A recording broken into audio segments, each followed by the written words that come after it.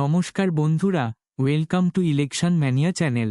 আজ আমরা আলোচনা করব 254 নম্বর ওন্দা বিধানসভা কেন্দ্র নিয়ে। 2014 সালের লোকসভা নির্বাচনে এই কেন্দ্র থেকে তৃণমূলের প্রাপ্ত ভোট 41.6%, বিজেপির অপ্রাপ্ত ভোট 19.77%, বামফ্রন্টের প্রাপ্ত ভোট 31.29% এবং কংগ্রেসের প্রাপ্ত ভোট 1.48%।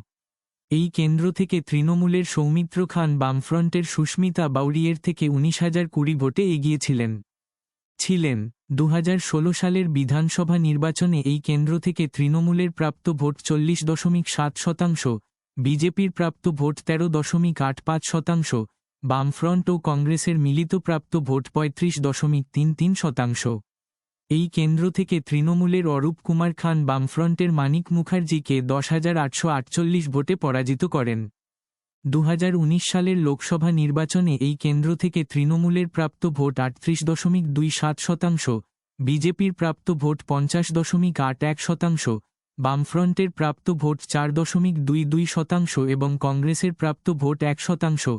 এই কেন্দ্র থেকে বিজেপির সৌমিত্র খান তৃণমূলের শ্যামল সাঁতরায়ের থেকে 26,373 ভোটে এগিয়েছিলেন। 2021 সালের বিধানসভা নির্বাচনে এই কেন্দ্র থেকে তৃণমূলের প্রাপ্ত ভোট 42.51%, বিজেপির প্রাপ্ত ভোট 46.48% এবং বামফ্রন্ট ও কংগ্রেসের মিলিত প্রাপ্ত ভোট 11.5%। এই কেন্দ্র থেকে বিজেপির অমরনাথ সখা তৃণমূলের অরূপ কুমার খানকে 11,551 ভোটে পরাজিত করেন।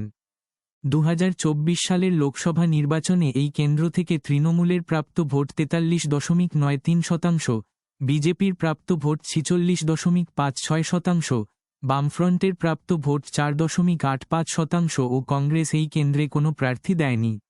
এই কেন্দ্র থেকে বিজেপির সৌমিত্র খান তৃণমূলের সুজাতা মণ্ডলের থেকে 5,940 ভোটে এগিয়েছিলেন। 254 নম্বর ওন্দা বিধানসভা কেন্দ্র।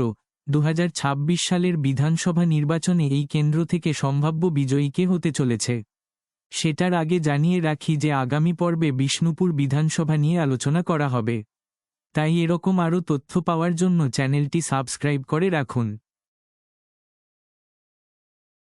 এই কেন্দ্রের মোট ভোটার 2,56,906। এই কেন্দ্র থেকে তৃণমূলের সম্ভাব্য প্রাপ্ত ভোট 41.72% ও বিজেপির সম্ভাব্য প্রাপ্ত ভোট 48.02%। 254 নম্বর ওন্দা বিধানসভা কেন্দ্র। 2026 সালের বিধানসভা নির্বাচনে এই কেন্দ্র থেকে সম্ভাব্য বিজয়ী হতে চলেছে।